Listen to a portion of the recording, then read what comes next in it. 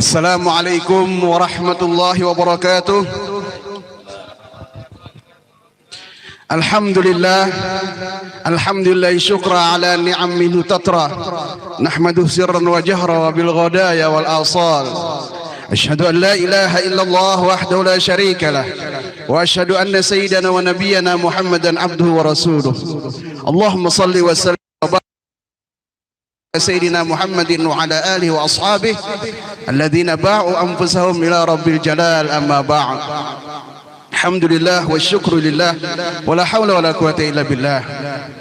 Yang ulun hormati dan ulun muliakan para habaib, para asatidzah, para ulama, para kiai, wabil khusus berhadir bersama kita Habib Yahya Al-Muhdar, Habib Shafi Al-Muhdar, Habib Hussein Al-Hamid, habaib yang lainnya juga alhamdulillah berhadir bersama kita sahibul bait akhina al-kiram Kiai Haji Zainal Ilmi, akhina al-kiram Kiai Haji Jalin Muwardi, dan kiai-kiai yang lainnya, tuan-tuan guru yang lainnya, para tokoh masyarakat, segenap aparatur negara, baik dari kepolisian ataupun yang lainnya yang ulun tidak bisa sebutkan satu persatu. Alhamdulillah, keberadaan para ulama di tengah-tengah kita, para habaib di tengah-tengah kita, tidak syak dan tidak kita ragukan lagi akan memberikan rahmat dalam kehidupan kita. Islam pernah mengalami masalah yang sangat serius manakala dihimpit oleh pasukan Salibi di sebelah barat dan Mongolia sebelah timur. Salahuddin Al-Ayyubi sudah kekurangan logistik, tidak ada yang bisa membantu secara logika, hampir kalah. Maka kemudian beliau minta pendapat para ulama bagaimana cara menumbuhkan spirit jihad, spirit perjuangan melawan kekuatan yang menghimpit Islam pada saat itu. Maka kemudian para ulama berkumpul. Inilah cikal bakal yang kita kita ambil sebuah pembelajaran. Dikumpullah para ulama pada saat itu untuk bersama-sama memperingati maulidnya Nabi Sallallahu Alaihi Wasallam secara global, secara kolosal, secara besar-besaran.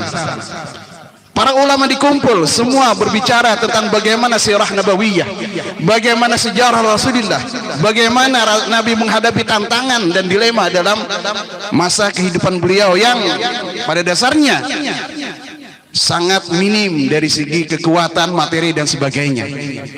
Atas berkat hal itulah kemudian spirit perjuangan timbul, semangat jihad timbul, sehingga orang muslim kembali bisa memenangkan peperangan melawan musuh-musuhnya pada zamannya. Kita bersyukur bahwa di majelis kita ada para ulama, para habaib, para kiai yang berkumpul, dan ini bukan sesuatu yang murah, Pak. Doa dari seorang hamba yang hatinya didengar oleh Allah ditambah hamba yang lain, Pak, insya Allah kemungkinan untuk mustajabnya itu jauh lebih besar. Kita di sini ulun disuruh ya mukaddimah saja, Pak, ya, karena banyak narasumber hari ini insya Allah. Ya sebetulnya lebih aula kita mendengarkan, Pak, daripada berbicara. Cuma yang namanya disuruh bismillah aja, karena kenanya aja. Kalau salah berarti yang nyuruh yang bertanggung jawab, Pak. Iya, santai saja, kita disuruh malah. Kemarin disuruh itu sarah ya, Pak, bujur gak salah. Baik. Kalau seandainya ulun ini ngasih berataan pianlah kertas lembar pulpen disuruh mencatat cerita Isra Mi'raj, insya Allah pian berataan dapat nilai 8, Mbak, karena hafal sudah, iya kan? Cerita Isra Mi'raj hafal sudah, pokoknya nilai bagus berataan. Nah, tapi semakin kita kaji ternyata semakin banyak mutiara yang ditinggalkan oleh perjalanan Isra wal Mi'raj yang menjadi pembelajaran kita dalam menggapai sa'adatud darain. Dan semakin kita kenal siapa sih sosok Nabi besar Muhammad Sallallahu Alaihi Wasallam. Walaupun acara hari ini 3 in 1, Pak. Ya, jadi 3 in 1, Pak. Satu acara 3, ya, peringati haul bertiga, nah kita haul ini. Ya mudah-mudahan kita dapat perguruan kita berataan barakah dari mereka, Pak. Yang pertama, Yang ingin ulun garis bawahi bahwa perjalanan Isra wal Mi'raj ini menunjukkan kepada kita bahwa jasadnya Rasulullah SAW itu beda dengan manusia biasa, bahkan lebih kuat dari benda yang terkuat di dunia. Cari benda apa yang terkuat di dunia, katakanlah itu intan atau apapun itu. Ternyata benda yang terkuat di dunia ini, Pak, tidak bisa melewati lebih daripada 50.000 kaki. Ya. Pesawat yang paling tinggi, yang Boeing yang paling besar itu, dia cuma bisa kurang lebih 35.000 sampai 42.000 kaki. Selebihnya hancur.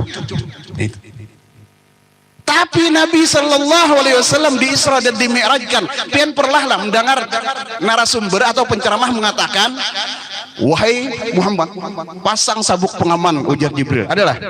Kada pernah kalau pakai sabuk pengaman aja kada Nabi Pak. Apalagi pakai baju kayak astronot itu. Kalau pakai baju kayak astronot nang kada kelihatan muha lagi itu. Tidak ada. Ini menunjukkan bahwa fisiknya Rasulullah bahkan lebih kuat dari benda terkuat apapun di permukaan bumi ini. Ya. Pesawat yang begitu kuatnya, begitu dia lewat daripada atmosfer kita, hancur. Gak bisa. Tapi Nabi bukan hanya atmosfer, semua lapisan langit, bahkan di atas langit dijelajahi oleh Nabi Sallallahu Alaihi Wasallam. Supaya anak santri paham.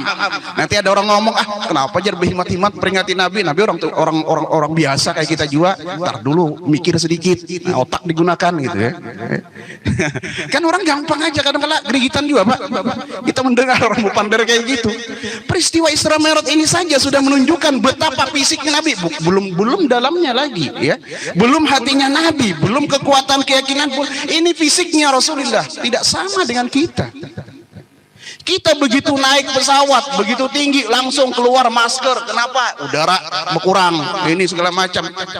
Ada cerita, Jibril buang masker, Pak. Muhammad pakai masker, ini keluar udara. Ada.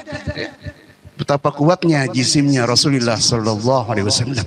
Ya. Yang kedua, bahwa perjalanan ini diawali dengan peristiwa pembedahan. Cerita yang sudah masyhur, kita kenal semua.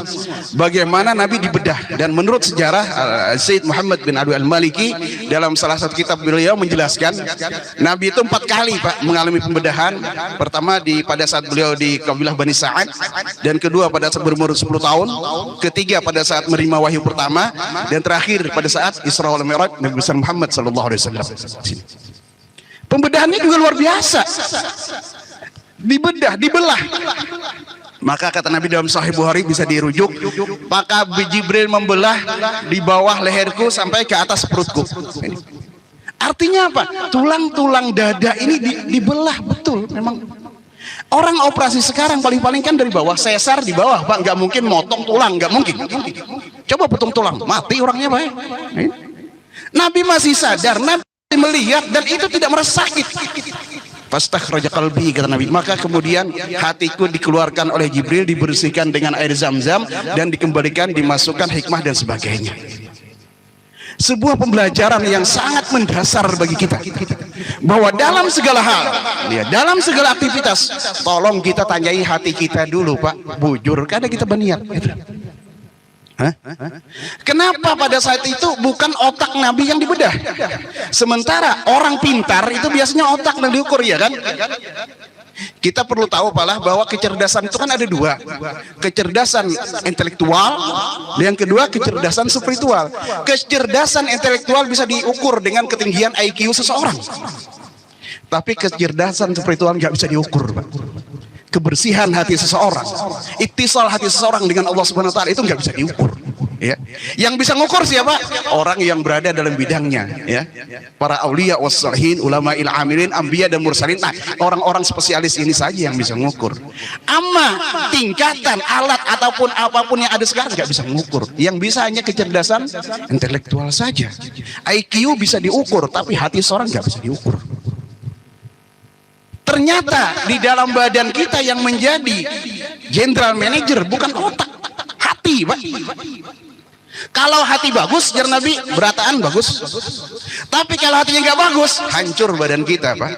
Orang otaknya pintar, hatinya kada pintar, bahaya.